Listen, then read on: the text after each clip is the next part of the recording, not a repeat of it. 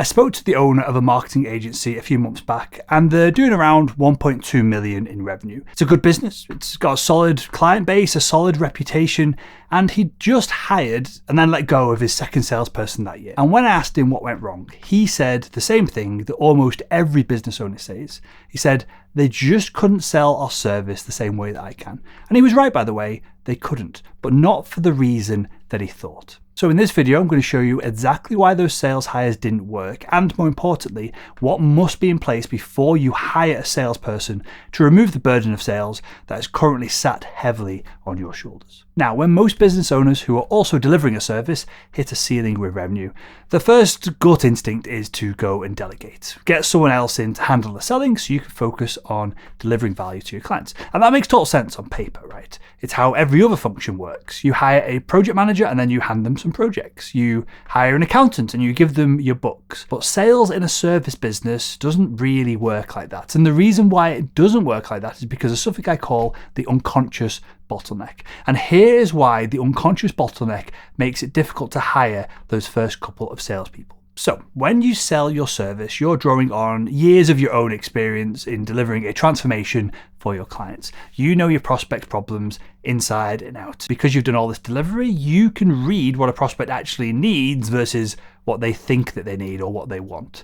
You adjust your language in real time based on the industry, the situation, the objections that you see forming before they even give you them, before they're even verbalized, and you do all of this instinctively. You're unconsciously competent at the process, as in you don't need to consciously think about each step to make it happen because you've completed those steps so many times. You've never had to write it down. You've never documented which questions to ask, in which order. You've never mapped out your ideal customer persona or what a good prospect looks like versus a time waster. You've never built a process that someone else could follow without having your 20 years of context and experience. And that is where the unconscious bottleneck comes in. Because the more that you know, the more invisible that your process then becomes. It lives in your head. It's instinct. And it's impossible to transfer instinct to a new hire, no matter how much success that salesperson has had in the past. So when that new salesperson starts in your business, there's a massive gap between the process which you use unconsciously, competently, and then what you give the salesperson during the onboarding to get them up to speed. And let's be honest here, the onboarding process that most business owners give their new hires in the world of sales is a brief conversation with you, maybe a few bullet points, and then a task of reviewing some of the content on your website to learn what you do. And then you go, okay, mate, off you go and get some sales meetings booked in the diary. And heck, let's say that they even do book some meetings. Well, then the salesperson is on calls with prospects who have complex problems and they're trying to sell a service that they only half understand to people who can immediately smell their lack of depth.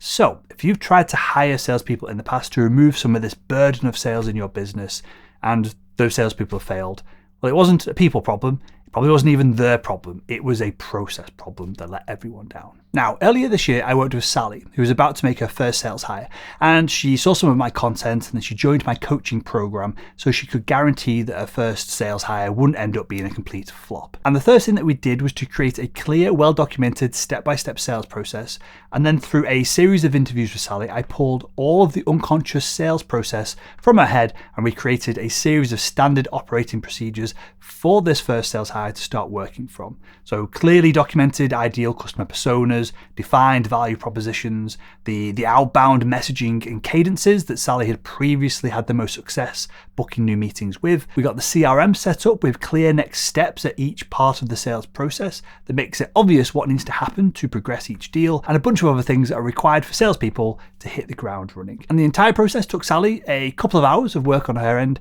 and then using our systems, she had everything set up for a new sales hire to set them up for sales success. And when she made that first hire, she was immediately impressed that everything was already in play. That person was booking calls from day one, and at the end of month one, in the first 30 days, they'd already hit their quota number for that quarter.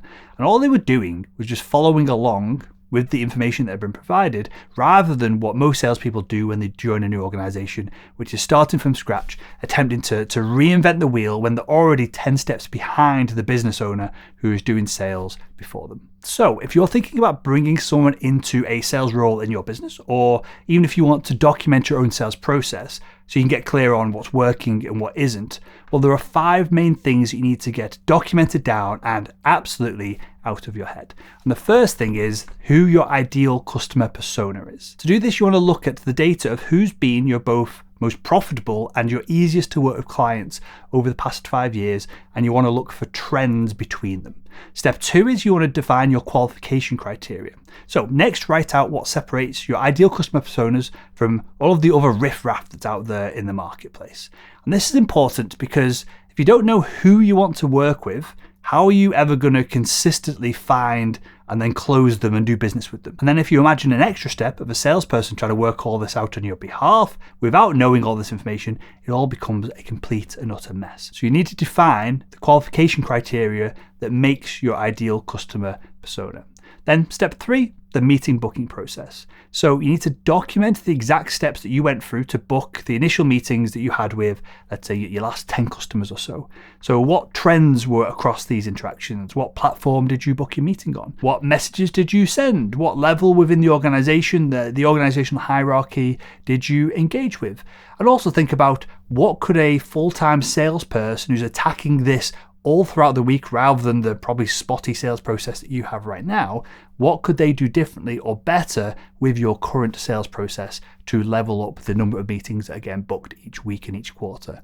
Then step 4, look at common objections. So what are the most common objections that you're facing and probably diffusing unconsciously without even really thinking about them most of the time? You want to document out the exact words that the prospects share with their objection and then the exact words that you say to diffuse them, or the process that you use to diffuse these objections so that your next sales hire could just copy and paste these objections rather than, again, trying to reinvent their own way out of them. Then step 5, you want to look at your buyer's journey. So you want to map out the exact journey that your prospects that they have to go through to become a customer of yours. So who has to sign off on the project to make it happen? What typically blocks that from happening? How many meetings need to take place to get a deal over the line? Over what period of time do these meetings usually take place? Is procurement usually involved? Now, none of this is particularly complicated, but if none of this exists in a well-documented form that a new hire could pick up and instantly follow along with, then you are absolutely setting yourself up for failure. So just hiring a salesperson and throwing them in the trenches and hoping for the best is not going to be the solution to your sales stresses, no matter how tenured or successful that salesperson has been in the past. What you've got to do is fix the unconscious bottleneck first, and then you can scale with salesperson after salesperson after salesperson and absolutely reach your revenue goals. And if you want a little bit of help to build your sales system before you make that first sales hire, I've put together a guide that covers this process in more detail, and you can grab it by clicking the link in the video description.